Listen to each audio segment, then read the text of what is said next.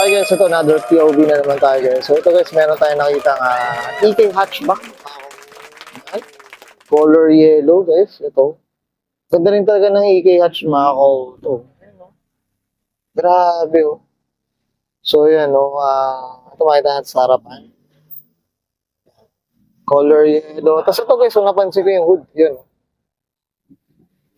May ano siya yung hood vents mga ko to.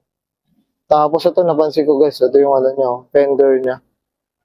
May mga vents din guys, oh. Actually, laking tulong rin talaga yung mga ganyan. Mas nakaka-ingay sa engines, dito. Minsan yung iba guys, sa preno, ganyan.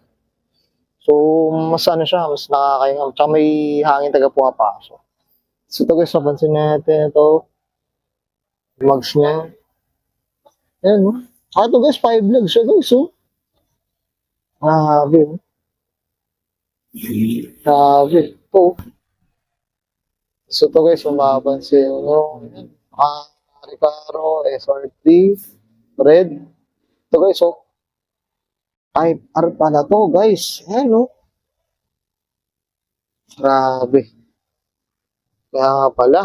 Ako to. Tayo dito sa owner nito guys. Kasi ito yung gusto ko rin talaga guys. Ganda magbuo na ito.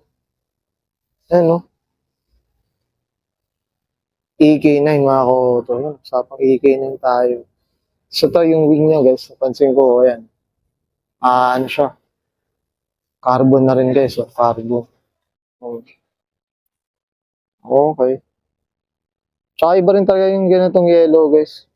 Spoon yellow ang datingan guys. Okay. Swap tayo dito sa owner guys. So ayan. Thank you.